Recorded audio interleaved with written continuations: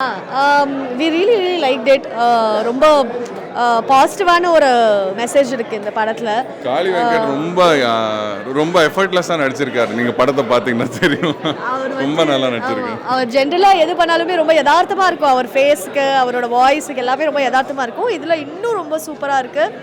And throughout the film அவர் வரது வந்து ஒரு நல்ல ட்விஸ்டோட ஒரு விஷயம் நடக்குது. So that's very nice.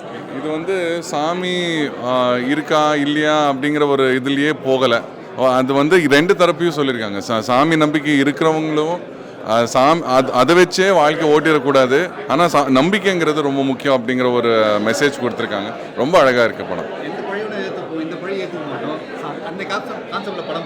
புரியல. எந்த பழியோட ஏத்துப்போம், இந்த பாம்போட பழியோட ஏத்துக்க மாட்டோம், அந்த கான்செப்ட் எப்படி போச்சு?